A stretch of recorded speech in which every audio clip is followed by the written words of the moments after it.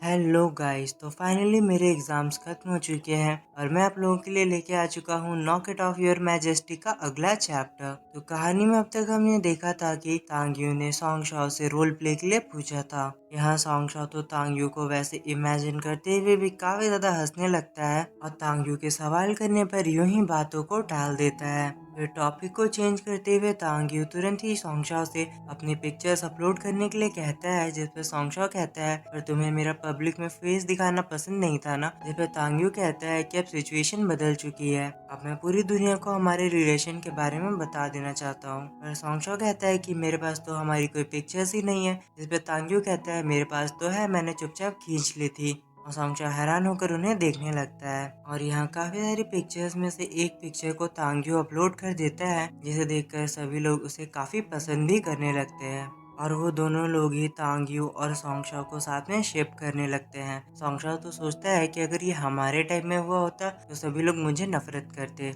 तांग्यू कहता है उनकी इतनी हिम्मत, मैं उन्हें ऐसा करने ही नहीं देता। जिस पे सॉन्ग शाओ कहता है कि बस बस रहने ही दो। और तभी तांग्यू सॉन्ग शाओ को अपने पास लाता है और कहता है क्या तुम्हें मेरा ऐसा करना पसंद नहीं है। फिर वो दोनों तुरंत ही किस करने लगते हैं और सॉन्ग शाओ कहता है कि हाँ मुझे पसंद है। और तांग्यू तो बार बार सॉन्ग शाओ को अपने पास खींचकर किस करने लगता है। अब अगले सीन में हम तांग्यू को सॉन्ग शाओ के ऑफिस में देखते हैं, जहाँ इनकी लाइफ पर जो मूवी बन रही थी उसके बारे में बात हो रही थी। असिस्टेंट डायरेक्टर तो कह रहा होता है कि हमें ये मेल टू मेल मैरिज वाला सिस्टम ही हटा देना चाहिए और कहानी में एक फीमेल लीड को लाना चाहिए। सॉन्ग शाओ तो इसके लिए तुरंत ही मना कर देता है और कहता है क्या फायदा ऐसी कहानी बनाने का जो कि पूरी तरह से झूठ हो। अगर आपने इसकी ओरिजिनल किताब को पढ़ा होगा तो आपको पता होगा कि एम्परर ने एक आदमी से ही शादी की थी और आजकल के फैंस भी केवल इसे ही देखना चाहते हैं। क्या आपको नहीं लगता है कि इस तरह से कहानी बदल देना पूरी तरह से गलत होगा? यहाँ वो आदमी तो सोच रहा होता है कि इन लोगों को समझाना काफी मुश्किल है, मैंने ऑलरेडी एक हीरोइन से इसके लिए बात कर ली है,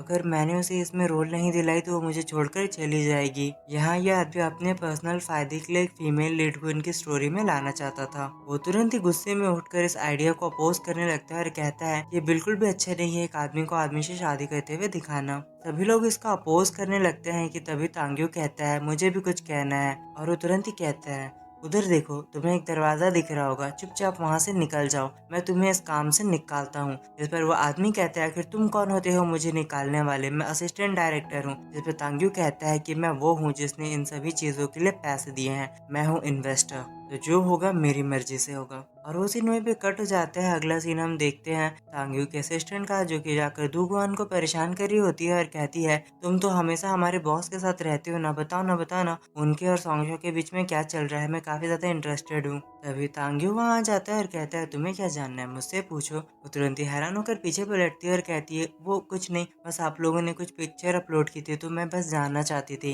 वो मैं ना एम्परर और एम्प्रेस की काफी बड़ी फैन हूँ। जिस पे तांग्यू तुरंत ही कहता है तुम्हारा टेस्ट तो काफी अच्छा है। अब अगले सीन में हम सॉन्ग शाओ को देखते हैं, जो कि काफी परेशान होता है क्योंकि वो अपने मूवी के लिए हीरो को तय नहीं कर पा रहा था। तांग्यू को भी वो इस प्रॉब्लम के बारे में बताता है तो तांग्यू कहता है कि आखिर मुझे कोई रिप्लेस कैसे कर सकता है, मेरे जैसा महान कोई है ही नहीं मेरे रोल के लिए। जिसपे सॉन्ग शाओ कहता है आइडिया काफी अच्छा है, क्यों ना तुम ही हीरो बन जाओ, मैं तुम्हें काफी पैसे दूंगा। तांग्यू उससे कहता है क्या सच में? मैं तुम्हारी सारी चालों को समझ रहा हूँ। यहाँ सॉन्ग शाओ काफी परेशान हो ही रहा होता है कि तभी अचानक से उसे एक एक्टर के बारे में याद आता है जिसका नाम होता है मू चैन। तांग्यू भी उसके बारे में पूछने लगता है और फिर हमें उस एक्टर को दिखाया जाता है जिसका नाम है मू चैन। वो काफी ज्यादा हैंडसम होता है और बहुत ही ज्यादा अच्छा भी होता है। अब अगले सीन में हम सॉन्ग शाओ की मूवी के डायरेक्टर को देखते हैं, जो कि उन्हें बता रहा होता है कि उन्होंने मू चैन को स्क्रिप्ट भेजी है पर उसने अभी तक जवाब नहीं दिया, उसके पास पैसे की कमी भी नहीं है तो वो शायद ना करे। जिस पे तांग्यू कहता है कि उसे और पैसे ऑफर करो, मेरे पास काफी पैसे हैं। जिस पर डायरेक्टर बताता है कि वो हमारी बात सुन ही नहीं रहा है। तभी अचानक से सॉन्ग शाओ के अंकल वहाँ पर आ जाते हैं और सॉन्ग शाओ काफी एक्साइटेड हो जाता है। यहाँ सॉन्ग शाओ के अंकल उसके हेल्प करने के लिए आए होते हैं और वो लोग साथ में डिनर करने लगते हैं। यहाँ सॉन्ग शाओ तो पूछता है कि क्या मैं फादर को भी बुला लूं,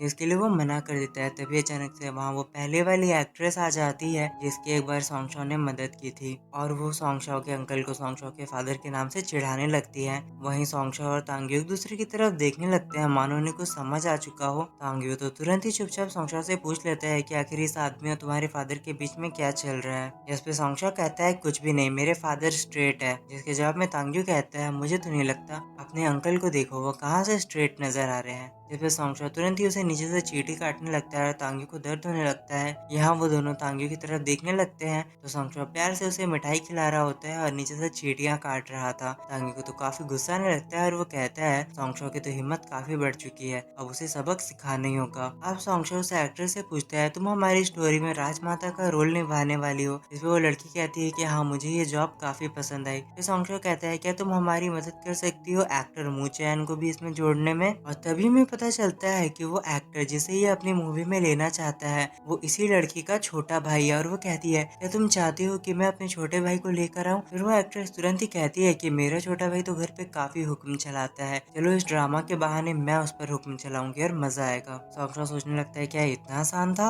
अब अगला सीन हमें सीधे ही शूटिंग का दिखाया जाता है। ये पहला दिन था जब इनकी मूवी शूट होने वाली थी। यहाँ सभी लोग आ रहे होते हैं। सॉन्गशॉ और तांग्यू तो पहुंच चुके थे। सॉन्गशॉ तांग्यू से कहता है क्या तुम हर दिन यहाँ पर मुंह उठाकर आने वाले हो, जिसपे तांग्यू फिर से कहता है कि मैं इन्वेस्टर हूँ, मैं यहाँ हर दिन आऊंगा। और तभी उन दोनों की नजर सामने से आती हुई एक्ट्रेस मूसा पर पड़ती है जो कि अपने छोटे भाई को अच्छे से सबक सिखाते हुए वहाँ लेकर आ रही थी। मूचैन भले ही इंडस्ट्री का एक सख्त लौंडा हो पर अपनी बहन के सामने वो एक छोटा बच्चा है। और तभी तांग्यू की नजर उस लड़के पे भी पड़ती है जो कि सॉन्गशॉ के रोल को निभाने वाला था, यानी एम्प्रेस दियान हुई के रोल को निभाने वाला था। तांग्यू सॉन्गशॉ से उसके बारे में पूछता है और कहता है तुमने उसके बारे में मुझे क्यों नहीं बताया। जिस पे सॉन्गशॉ उससे कहता है अगर मैं तुम्हें हर जगह बुलाता तो ये शूटिंग तो कभी हो ही नहीं पाती। अब अगले सीन में हम देखते हैं कि शूटिंग स्टार्ट होने वाली थी। दोनों एक्टर ने अपने कॉस्ट्यूम को पहन लिया था और एक रिपोर्टर उनके बारे में बता रही थी। तभी सॉन्गशॉ तांग्यू की तरफ देखकर पूछता है कि क्या हुआ। जिसपे तांग्यू बताता है कि मुझे अभी भी यकीन नहीं हो रहा है कि हमारी स्टोरी के ऊपर एक सीरीज बन रही है। जिसे सॉन्गशॉ हैरान रह जाता है और कहानी पास्ट में चली जाती है, जहाँ हम सॉन्गशॉ को देखते हैं जिसने तांग्यू से शादी करने के लिए इनकार कर दिया था। और तांग्यू उसे समझाने की पूरी कोशिश कर रहा होता है और कहता है जब मैं नहीं डर रहा हूँ तो आखिर तुम क्यों डर रहे हो। जहाँ सॉन्गशॉ भी उसे समझाने की कोशिश करता है कि तुम अभी अभी राजा बने हो, अगर तुम इस तरह रॉयल कोर्ट के खिलाफ जाने की कोशिश करोगे तो ये तुम्हारे लिए बिल्कुल भी अच्छा नहीं होगा। जिस पर तांग्यू से कहता है कि तुम हर चीज से इतना क्यों डरते हो, तुम्हें मेरे बारे में सोचना चाहिए। और तांग्यू ये कहते हुए वहाँ से चला जाता है कि मेरा दिल तुम पर आ चुका है और मैं केवल तुमसे ही शादी करूंगा। और अगला सीन हमें सीधे ही उनकी शादी वाला दिखाया जाता है, जहाँ सॉन्गशॉ काफी घबराया हुआ था पर वो सीक्रेटली काफी खुश था। और तांग्यू भी वादा करता है कि उनका रिश्ता 7 जन्मों का होगा। और उनकी शादी कंप्लीट होते ही ये कहानी फिर से प्रेजेंट में आ जाती है, जहाँ ये लोग अपने पास्ट को याद कर रहे थे। तभी अचानक से वहाँ ब्लैकआउट हो जाता है और सभी लाइटें चली जाती हैं। और तांग्यू को सीधे ही मौका मिल जाता है फायदा उठाने का। सॉन्गशॉ से समझाने की कोशिश करता है पर इसका कोई फायदा नहीं था और तांग्यू इस मौके का फायदा उठा ही लेता है। और तभी लाइट भी वापस आ जाती है और हम देखते हैं कि एक्ट्रेस मू ने उन्हें ऐसा करते देख लिया था। सॉन्गशॉ तो तांग्यू को दूर करके तुरंत ही नाटक करते हुए जमीन पर बैठ जाता है और एक्ट्रेस मू ने देख रही होती है और ये सीन यहीं पे कट हो जाता है। अब अगले सीन में हम इन दोनों को कार में देखते हैं, जहाँ सॉन्गशॉ कहता है कि आज हम बस पकड़े जाने वाले थे। इस पे तांग्यू कहता है कि मैं अगली बार ध्यान रखूंगा। इस पे सॉन्गशॉ कहता है कि अगली बार ऐसा करने का सोचना भी मत, वरना तुम्हें इसकी काफी बड़ी सजा मिलेगी। इस पे तांग्यू भी कह देता है कि मैं वैसा नहीं करूंगा, पर अंदर से तो वो भी जानता था कि वो झूठ कह रहा है। अब अगले सीन में हम सॉन्गशॉ को देखते हैं जो कि एक्टर मू के साथ होता है और उसे उसके रोल के बारे में समझा रहा था। एक्टर मू भी ये जानकर काफी हैरान हो चुका था कि सॉन्गशॉ को इस रोल के बारे में काफी कुछ पता है। यहाँ सॉन्गशॉ से बताने ही वाला था कि ये उसी की कहानी है, पर वो रुक जाता है और कहता है क्योंकि इस कहानी को मेरे ग्रैंडफादर ने लिखा है। जिस पर एक्टर मू भी उसे कहता है तब तो मैं पूरी कोशिश करूंगा इस कहानी को बेहतर बनाने की। और वो दोनों एक दूसरे से हाथ मिलाते हैं और मूचैन वहाँ से चला जाता है, जिसके काफी सारे फैन वहाँ इकट्ठा हो रखे थे। जिसके बाद सॉन्गशॉ उस एक्टर के पास भी जाता है जो कि उसका रोल यानी एम्प्रेस दियान हुई का रोल निभाने वाला था। तभी तांग्यू यहाँ पर आ जाता है और कहता है कि आखिर ये लड़का इतना अगली क्यों है। जिस पर वो जो एक्टर होता है वो तो तुरंत ही रोने लगता है और सॉन्गशॉ बात संभालने की कोशिश करता है और तुरंत ही तांग्यू को अपने साथ खींच कर ले जाता है और साइड में ले जाकर पूछता है कि तुम यहाँ क्या कर रहे हो। जिस पर तांग्यू बताता है कि मैं तुमसे मिलने के लिए आया हूँ। जिस पर सॉन्गशॉ कहता है कि तुम मुझसे मिलने के नाम पर हर बार यहाँ परेशानी खड़ी करने आ जाते हो। और वो सीन वहीं पे कट हो जाता है। अगला सीन सीधे ही हमें शूटिंग का दिखाया जाता है, जहाँ फर्स्ट सीन शूट हो रहा था। इस सीन में एम्प्रेस दियान हुई को राजा से शादी करने का फरमान मिला था और यहाँ वो एक्टर एक्टिंग करने की काफी कोशिश कर रहा था, पर डायरेक्टर को उसकी एक्टिंग पसंद नहीं आती है और वो कहता है कि तुम गलती कर रहे हो,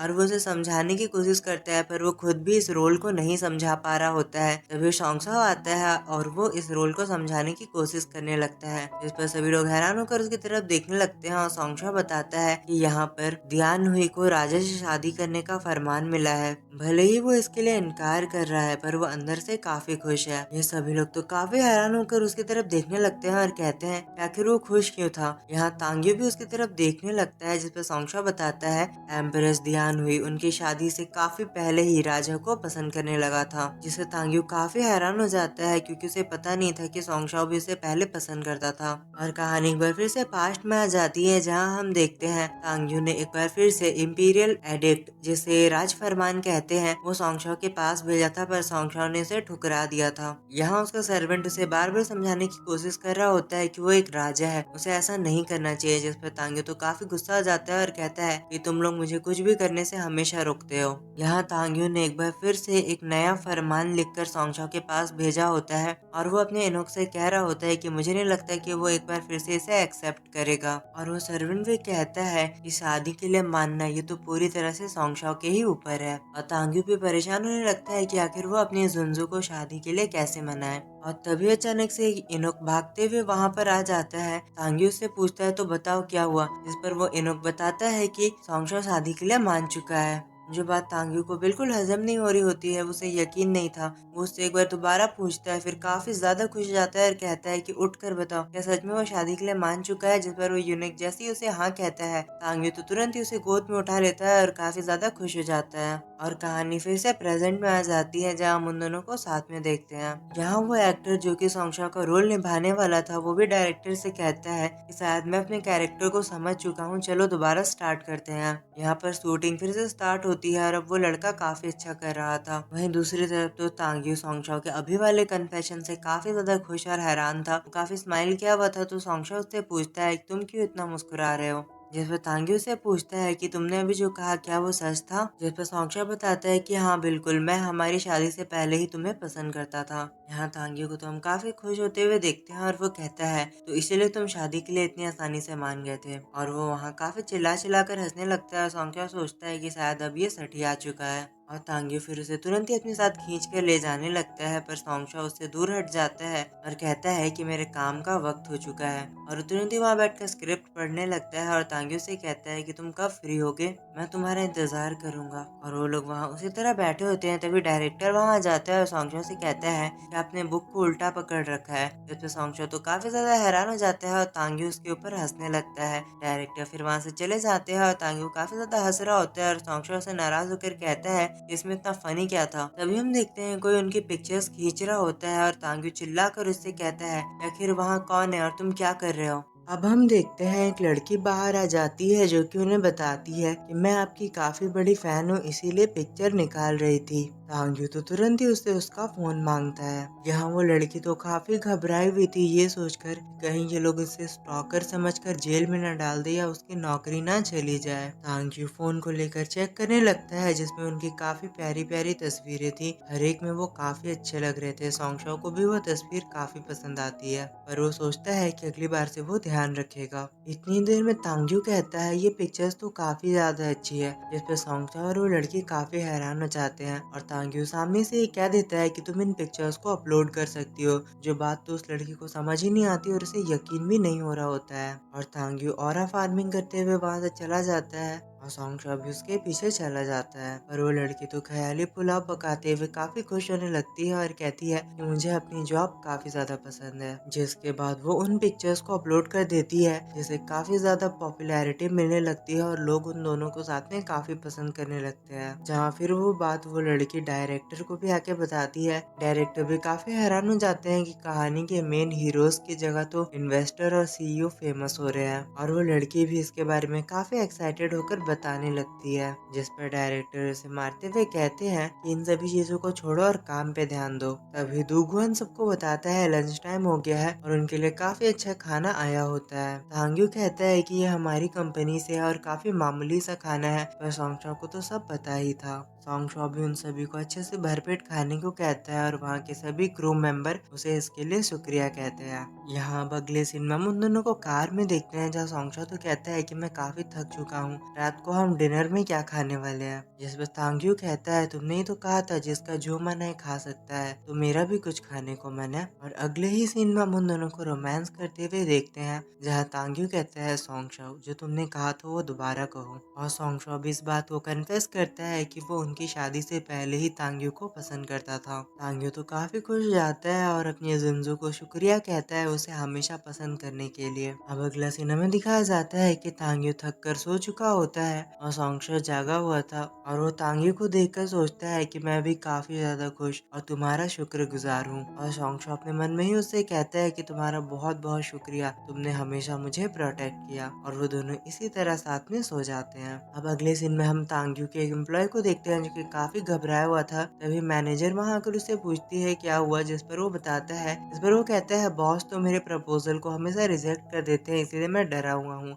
अगले सीन में वो तांग्यू के सामने अपनी रिपोर्ट को प्रेजेंट करता है और इस बार वो काफी घबराया हुआ था, पर तांग्यू उसे अप्रूवल दे देता है, जिससे वो एम्प्लॉय तो काफी हैरान रह जाता है और तुरंत ही वहां से चला जाता है। पर जाते जाते वो देखता है कि तांग्यू स्माइल कर रहा था और उसे यकीन ही नहीं होता है कि उसके प्रेसिडेंट स्माइल कर रहे हैं। ये बात वो बाहर आकर मैनेजर को भी बताता है, जिसमें मैनेजर उसे कहती है कि आज हमारे बॉस काफी अच्छे मूड में हैं, इसीलिए वो स्माइल कर रहे थे। अगले सीन में हम तांग्यू को काफी सीरियस होकर सोचते हुए देखते हैं, जहाँ वो सोच रहा होता है कि आज रात को उसे सॉन्ग के साथ डिनर में क्या खाना है। वहीं दूसरी तरफ सॉन्ग और तांग्यू की पिक्चर को अभी भी ऑनलाइन काफी ज्यादा सपोर्ट और प्यार मिल रहा था। लोग उन्हें भी ट्रेडिशनल कॉस्ट्यूम में देखना चाहते थे। जो डायरेक्टर ये सब पढ़ रहे थे, यहाँ डायरेक्टर को भी वो आइडिया काफी पसंद आता है और वो सोचता है कि उन्हें उससे बात करनी चाहिए और वो तुरंत ही सॉन्ग और तांग्यू से फेवर मांगने आ जाता है। यहाँ तांग्यू तो बिना सुने ही इसके लिए मना कर देता है, पर सॉन्ग जानना चाहता था, जिस पर डायरेक्टर उन्हें उनके फैंस के बारे में बताता है कि वो लोग चाहते हैं कि ये दोनों ट्रेडिशनल कॉस्ट्यूम पहने, जिससे वो दोनों ही काफी हैरान रह जाते हैं। यहाँ डायरेक्टर उनसे हेल्प मांग रहा होता है और यहाँ उन दोनों ने अभी कोई जवाब नहीं दिया था। तभी वहाँ वही लड़की उनके वेडिंग रोब्स लेकर आ जाती है, यानी वही कॉस्ट्यूम जो कि शादी में पहना जाता है और ट्रेडिशनल कॉस्ट्यूम भी था। और इस कपड़े को स्पेशली सॉन्ग शाओ ने ही डिजाइन करके बनवाया था, जो कि एग्जैक्ट कॉपी है उस कपड़े की जो इन दोनों ने अपनी शादी में पहना था। तांग्यू तो काफी हैरान और काफी खुश हो जाता है ये जानकर कि सॉन्ग शाओ को उनकी शादी का सब कुछ इतने डिटेल में याद है। डायरेक्टर उनसे रिक्वेस्ट करने लगता है कि इसी कपड़े को पहनकर पिक्चर्स खिंचाने के लिए, जहाँ तांग्यू तो तुरंत ही मान जाता है,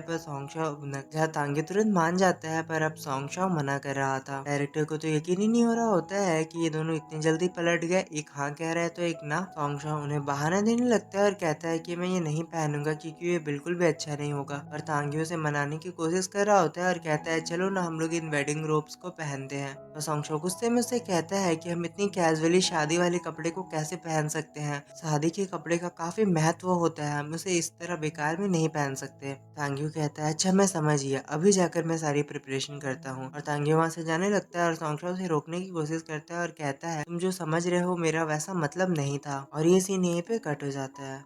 तो अब अगले सीन में हम देखते हैं कि सीरीज की शूटिंग कंप्लीट हो चुकी थी और क्योंकि इस बुक को सॉन्गशॉ के ग्रैंडफादर ने लिखा था तो उन्हें ही सबसे पहले दिखाया जा रहा था। और सॉन्गशॉ भी सभी की मेहनत से काफी खुश था और वो सोचता है कि सभी को लगता है कि ये मैंने ग्रैंडफादर के लिए किया है, पर रियलिटी तो ये है कि इसमें मेरा भी सेल्फिश मोटिव है। इस कहानी के जरिए मैं अपने महाराज की महानता को सबके सामने लेकर आना चाहता हूँ। अब अगले सीन में हम डायरेक्टर को शैम्पेन की बॉटल खोलते हुए देखते हैं और कहते हैं कि चलो सेलिब्रेट करते हैं, जिसके बाद सभी लोग एंजॉय करने लगते हैं और ड्रिंक करने लगते हैं। यहाँ तभी डायरेक्टर सॉन्गशॉ को पकड़कर कहता है कि चलिए साथ में ड्रिंक करते हैं। एक्टर डायरेक्टर सब लोग मिलकर सॉन्गशॉ के साथ ड्रिंक कर रहे होते हैं और सॉन्गशॉ बेचारा सोच रहा होता है कि मुझे इतना नहीं पीना चाहिए, और सभी के साथ वो ड्रिंक करके काफी ज्यादा खुश था। पर लास्ट में वो थक कर बैल्कनी में बाहर आ जाता है ताकि वो सांस ले सके। तभी अचानक से तांग्यू उसके पीछे आ जाता है और कहता है कि अगर तुम इतना ड्रिंक नहीं कर पाते हो तो छुपा कर मुझे दे देना, मैं पी लूंगा सारा। सॉन्गशॉ उससे पूछता है कि तुम यहाँ क्या कर रहे हो, जिसपे तांग्यू बताता है कि पार्टी में काफी ज्यादा बोर हो रहा था तो तुम्हारे पास चला आया,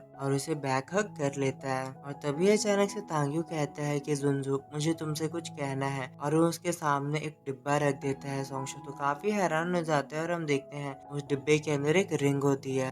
फिर तांग्यू कहता है मैंने काफी सोचा इस बारे में, चलो शादी कर लेते हैं, जिसके बाद हनीमून में हम विदेश चले जाएंगे। पर सॉन्गशॉ को याद आने लगता है कि उसकी पिछली लाइफ में भी तांग्यू ने कभी उससे कुछ नहीं पूछा और अपने फैसले को ही हमेशा थोपा है उस पर। इसीलिए इस लाइफ में सॉन्गशॉ गुस्से में चिल्लाकर कहता है तुम कभी भी मुझसे मेरी मर्जी नहीं पूछते ना कि मुझे शादी करनी है या नहीं, तुम हर बार की तरह अपनी ही मर्जी चला रहे हो। इस पर तांग्यू कहता है जुनजू तुम्हारा क्या मतलब है। सॉन्गशॉ गुस्से में उससे कहता है कि आखिर ऐसे प्रपोज कौन करता है, तुम हर बार मेरी लाइफ को यूँ डिसाइड नहीं कर सकते कि मुझे किससे प्यार और शादी करनी चाहिए। यहाँ तांग्यू बेचारा तो काफी परेशान होकर सोचने लगता है कि सॉन्गशॉ गुस्सा हो गया, मुझे अब क्या करना चाहिए, और एक तरफ देखने लगता है। तभी वहाँ से 3 सर बाहर आते हैं और हम देखते हैं ये क्रू मेंबर और डायरेक्टर ही होते हैं जो कि तांग्यू को सब सिखा पढ़ा रहे थे। डायरेक्टर तुरंत ही उसे घुटनों पर आकर प्रपोज करने को कहता है। अब तांग्यू घुटनों पर आ जाता है और सॉन्गशॉ को प्रपोज करता है शादी करने के लिए। सॉन्गशॉ पहले दूसरी तरफ देखता है और वो समझ जाता है कि कोई छुप कर उन्हें देख रहा है, और वो उन लोगों को एक्सपोज करके कहता है कि बाहर आ जाओ, मैंने तुम्हें देख लिया है। डायरेक्टर उन्हें उन पर ध्यान ना देने को कहता है।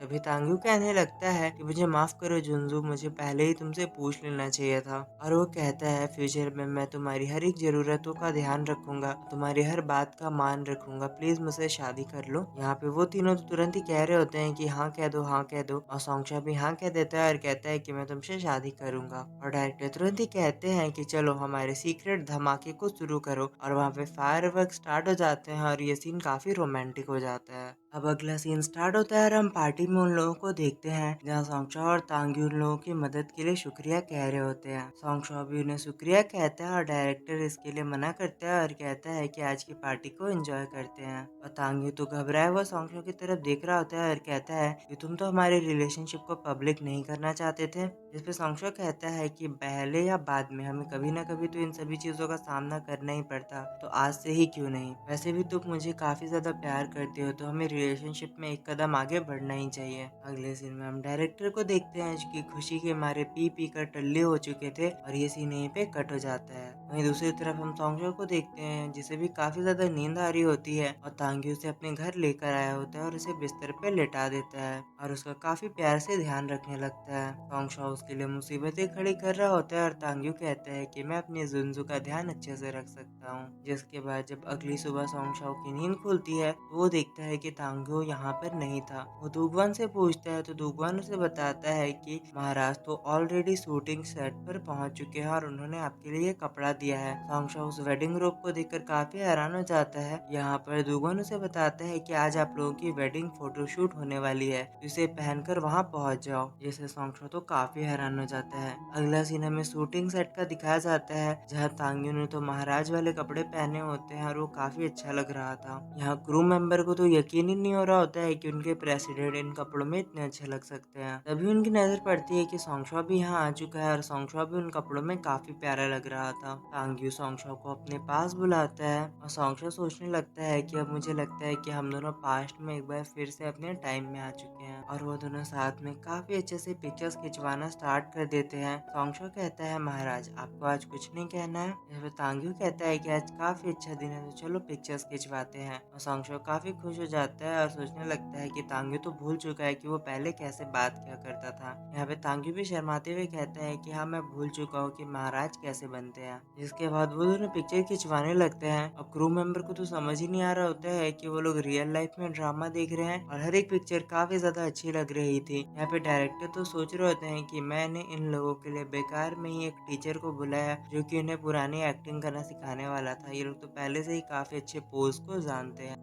अब हम उस ड्रामा टीचर को देखते हैं जो कि कहती है इन्हें क्या मैं पिक्चर खिंचवाना सिखाऊंगी, ये तो ऑलरेडी इतने एलिगेंट तरह से पिक्चर खिंचवा रहे हैं। जिस पर डायरेक्टर कहता है कि शायद इन अमीर बच्चों को इस तरह से एलिगेंट बिहेव करने की तालीम दी जाती होगी। और हम देखते हैं तांग्यू और शोंगसाओ साथ में काफी अच्छे पिक्चर्स खिंचवा रहे होते हैं। क्रू मेंबर भी उन्हें देखकर काफी हैरान थे, और यहाँ इन सबसे ज्यादा खुश तो कैमरा मैन था जो कि इनकी काफी सारी पिक्चर निकाले जा रहा था, मानो उसके हाथ कोई जैकपॉट लग गया हो। यहाँ सॉन्गशॉ से उसे देखकर सोचने लगता है कि इसे जितने पैसे मिल रहे हैं उससे ये 10 गुना ज्यादा काम क्यों कर रहा है। और तांग्यू से पूछता है तुमने कौन सी जमीन जायदाद इसके नाम कर दी है जो ये इतनी खुशी से पिक्चर खींच रहा है। तांग्यू से कहता है कि क्या तुम थक चुके हो, जिस पर सोंगशो बताता है कि हाँ बिल्कुल, हम काफी लंबे समय से पिक्चर खिंचवा रहे हैं। तब तांग्यू तुरंत ही कैमरामैन को अब ये बंद करने को कहता है और कहता है आज रहने देते हैं, क्योंकि पिक्चर्स खींचना उसका पैशन है और उसे इतनी अच्छी पिक्चर्स आज मिल रही थी तो वो इसे कंटिन्यू करना चाहता था। पर दुगुआन वहां पर आ जाता है और उसके कैमरा को छीन कर ले जाता है और कहता है कि इस पिक्चर्स को मुझे दे दो। यहाँ पे वो कैमरामैन कहता रह जाता है एक तो छोड़ दो, पर वो कुछ भी नहीं पाता। अब अगले सीन में हम सोंगशो को नहाते हुए देखते हैं, जिसके बाद वो बाहर आ जाता है जहाँ खाने के लिए काफी सारा सामान तांग्यू लेकर आया था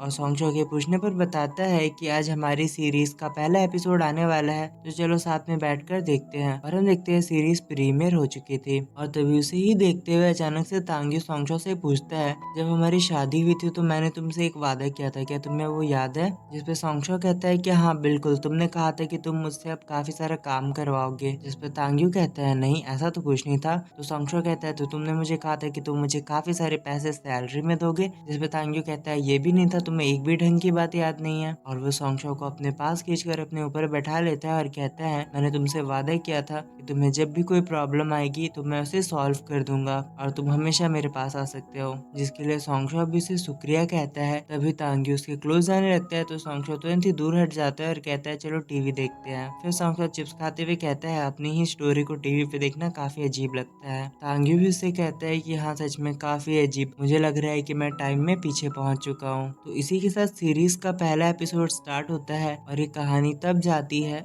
जिस टाइम पे तांग्यू सिर्फ क्राउन प्रिंस था। पहले एपिसोड में हम देखते हैं कि तांग्यू ने 8 घंटे बर्फ में बैठकर अपने फादर का विरोध किया था, क्योंकि उसके फादर उसकी बहन की शादी एक दुश्मन आर्मी से करने वाले थे और तांग्यू ने कहा था कि मैं खुद ही जाकर दुश्मन आर्मी से फाइट करूंगा पर अपनी बहन की उससे शादी नहीं होने दूंगा। जिसके बाद तांग्यू ने उस फाइट को काफी सालों तक लड़ा और लास्ट में उसके पास वही एक आखिरी सहारा बच चुका था। पर आखिर में उसके पास यही एक रास्ता था कि वो प्रिंसेस की शादी इनके लीडर से कर दे। और तांग्यू के राजा बनने के बाद जब वो इस बात का फरमान सुनाता है तो उसके फादर यानी पिछले एम्परर आकर उसे ताना मारते हैं कि यही चीज तो मैंने भी पहले करने को कहा था। पर आखिरकार तांग्यू को अपनी बहन की शादी दुश्मनों से करनी पड़ती है और वो अपनी बहन से माफी मांगता है। पर ये मामला यहीं पे रफा दफा नहीं होता, दुश्मनों ने इसके बाद भी उन पर हमला कर दिया था और उसकी बहन की भी लाइफ खतरे में जा चुकी थी। तांगू काफी ज्यादा गुस्से में उन लोगों पर हमला करने चला जाता है और कहता है कि मैं अपनी बहन को वापस लेकर आऊंगा। अब प्रेजेंट में हम इसी सीन को देखते हुए तांग्यू के छोटे भाई को देखते हैं जो कि काफी ज्यादा इमोशनल हो जाता है और कहता है कि पिछली लाइफ की मेमोरी मुझे याद है जिसके कारण मुझे काफी ज्यादा पेन हो रहा है। और वो अपनी मॉम और अपनी बहन की तरफ भी देखने लगता है जो कि काफी ज्यादा रो रही थी और सोचता है क्या इन्हें भी सब कुछ याद है, पर उन्हें कुछ भी याद नहीं होता है। तो वो कहता है कि मैं इन्हें इस लाइफ में प्रोटेक्ट करूंगा और वो तीनों साथ में काफी ज्यादा क्यूट लग रहे थे। सोंगशा भी तांग्यू से यही पूछ रहा था कि क्या सच में ये सब हुआ था। सोंगशा भी तांग्यू से यही पूछ रहा होता है कि क्या सच में तुम 8 घंटे तक बर्फ में बैठे रहते। जिस पे तांग्यू कहता है कि काफी समय हो चुका है, मुझे याद नहीं है, पर मुझे याद है मेरी ही वजह से मेरी बहन की लाइफ खराब हुई थी। मैंने उसे ऐसे आग के दरिया में ढकेला था जहाँ से वो वापस नहीं आ सकती है। जिस पे सोंगशा उसे हक कर लेता है और कहता है कि मैं जानता हूँ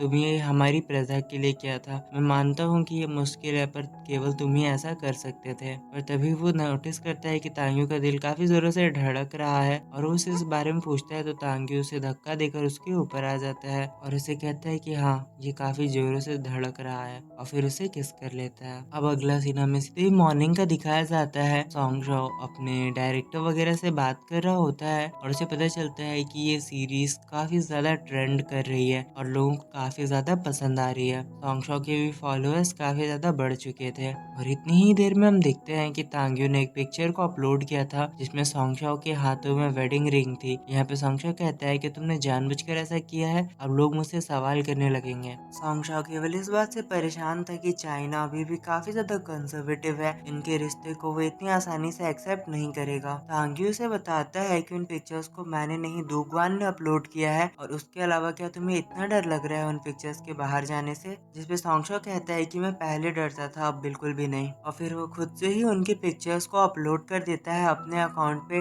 और उनके रिलेशनशिप को कंफर्म कर देता है, जहाँ काफी सारे लोग बहुत ही ज्यादा एक्साइटेड हो जाते हैं और हैरान होकर उन पर कमेंट करने लगते हैं। तांग्यू भी काफी हैरान हो जाता है और कहता है कि तुमने इस पिक्चर को अपलोड क्यों किया, अचानक से तुम्हारा मन क्यों बदल गया। इस पे सॉन्गशॉ कहता है क्योंकि पिछली लाइफ में तुमने सबके खिलाफ जाकर मुझसे शादी की थी, तो आज मैं इतना तो कर ही सकता हूँ, मुझे किसी से डरने की जरूरत नहीं है। तांग्यू से कहता है कि तुम्हारा शुक्रिया हमेशा मेरे साथ रहने के लिए, और उससे किस कर लेता है। इसके कुछ देर बाद ही हम देखते हैं अचानक से सॉन्गशॉ को उसके अंकल के नंबर से कॉल आता है, पर यहाँ उसके फादर ने कॉल किया था जो कि उसी पिक्चर्स के बारे में बात करना चाहते थे। वो काफी गुस्से में कहते हैं कि मैंने पिक्चर्स को देखा, क्या ये सच है। तभी तांग्यू भी वहां पर आ जाता है और दूसरी तरफ हम सॉन्गशॉ के अंकल को देखते हैं जो कि उसके फादर को समझा रहे होते हैं और कहते हैं कि तुम्हें इतनी भी चिंता करने की जरूरत नहीं है, वैसे भी उन दोनों का साथ होना ही लिखा था, मैं तो काफी पहले समझ गया था। पर सॉन्गशॉ के फादर उसे अपनी बकवास बंद करने को कहते हैं और काफी गुस्सा हो जाते हैं। वही दूसरी तरफ सॉन्गशॉ और तांग्यू का तो रोमांस ही खत्म नहीं हो रहा था। सॉन्गशॉ कहता है कि फादर मैं केवल उसे ही पसंद करता हूँ और उसके अलावा मैं किसी को प्यार नहीं करूंगा।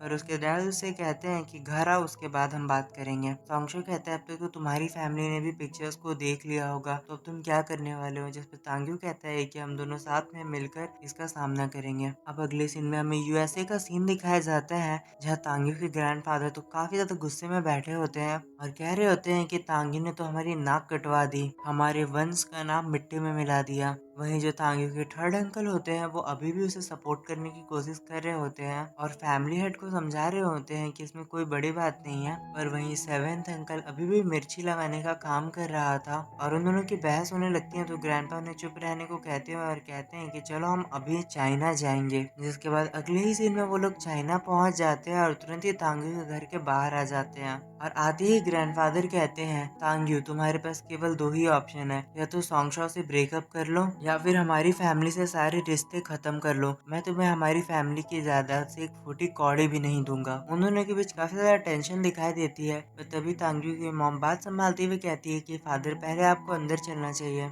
इसके बाद वो लोग अंदर चले जाते हैं और यहाँ पे सेवेंथ अंकल तांग्यू को तो ताना मारने लगता है। घर के अंदर आने के बाद ग्रैंडपा कहते हैं कि तुम्हें उस लड़के के साथ जितना टाइम पास करना है तुम कर सकते हो, पर तुम उससे शादी नहीं कर सकते। मैं हमारी फैमिली ब्लड लाइन को इस तरह खत्म होते हुए नहीं देख सकता। मैं चाहता हूँ कि तुम्हारे एक बच्चा हो ताकि हमारी फैमिली को एक हायर मिले। इतनी ही देर में तांग्यू की मॉम असाइनमेंट को समझ जाती है और तुरंत ही अपने बच्चों को भेज देती है दादाजी के पास ताकि वो उसका मन बहला सके। तभी तांग्यू बीच में बोल पड़ता है कि ग्रैंडफादर आपके वैसे भी इतने सारे बच्चे हैं, तो हमारी फैमिली को ब्लड लाइन की कमी तो बिल्कुल नहीं होगी और आपके इतने सारे बच्चे में कोई ना कोई तो वारिस बन ही जाएगा। जिस पर ग्रैंडपा गुस्से में कहते हैं कि अपनी बकवास बंद करो और अभी चुनो कि तुम अपनी फैमिली को चुनोगे या उस लड़के सॉन्गशॉ को। मैंने तुम्हें यहाँ के ब्रांच का सीईओ बनाया है, तो मैं कभी भी तुमसे वो सारी अथॉरिटीज वापस ले सकता हूँ और तुम्हारे पास एक फूटी कौड़ी नहीं बचेगी। जिस पर तांग्यू को तो अपने ग्रैंडफादर पर काफी गुस्सा आने लगता है। यहाँ ग्रैंडफादर के मन में तो चल रहा होता है कि अगर तांग्यू अभी नहीं माना तो मैं सॉन्गशॉ से पीछा छुड़ाने का कोई ना कोई तरीका निकालूंगा और उस सॉन्गशॉ को फोर्स करूंगा ब्रेकअप करने के लिए। यहाँ सेवेंथ अंकल सोच रहा होता है कि ये बुढ़ा तांग्यू का तो कुछ बिगाड़ नहीं पाएगा, केवल उसे डराना चाहता है, मुझे ही कुछ करना होगा। और वो तुरंत ही एक डॉक्यूमेंट निकालता है और कहता है कि प्रॉपर्टी के पेपर्स है, अगर तुम सॉन्गशॉ के साथ रहना चाहते हो तो अभी इसे साइन करके सारी फैमिली की प्रॉपर्टी हमारे नाम कर दो। ग्रैंडपा तो हैरान होकर देखने लगते हैं कि आखिर ये कॉन्ट्रैक्ट कहाँ से आ गया और अपने सेवन सन से कहते हैं कि आखिर तुम्हें किसने कहा था ये कॉन्ट्रैक्ट बनाने को।